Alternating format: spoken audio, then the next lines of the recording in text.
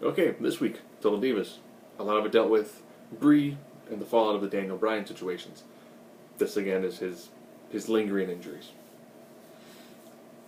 If you watch the show proper, Raw and SmackDown, you kind of know what he said. You know how things were. The backstage, it all just kind of makes sense.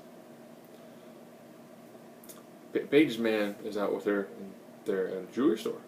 He's got a whole bunch of questions about sort of size ring does she wear, sort of stones. What kind of stone does she like? And then later, Paige is back at her place with Emma. Glad Emma got to get some screen time. More screen time on Told Divas, and she gets on the main roster. So she's in the Natalia zone. And she's like, I bet you anything, there's a wedding, there's an engagement ring somewhere around here. Pitch that in a much more Australian accent. So they then tear apart the house. And she does a couple of fake outs, which are great. Great job on the fake outs. And they find it.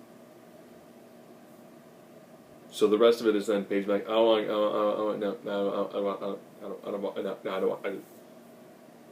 him a lot. He hugs my cats every night. The literal cat, or actual cats, not a figurative slip of the tongue or anything. Just the actual cats. So a lot of it's built up to: will he ask? Won't he ask? Will she say yes? Will she not say yes? But in between that, Uso was going to do some stand-up. That was a pretty good job for his first time. It's a really good job. And then Ziggler does a little bit of his spiel, and Ziggler does a lot of stand-up. And he's pretty good at it. A lot because he has a natural charisma. He knows how to connect with the crowd. He knows how to be funny, and those things really work very well in the world of stand-up. So all in all, a very nice episode. I already knew the Bree and Daniel Bryan, but I had to skip that. Almost no Nikki, which I think they portioned that out well.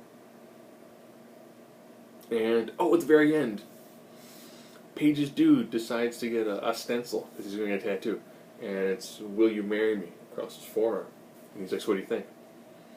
At first, I can't read it. He's like, oh. It's like, so... Because now he pops up the ring, she's like, yes. And I was like, I thought this was going to be the cliffhanger. Like, will she or won't she say yes? And then the next episode can begin with it. Seems like next episode, I guess they're getting towards the end because they're doing another trip somewhere.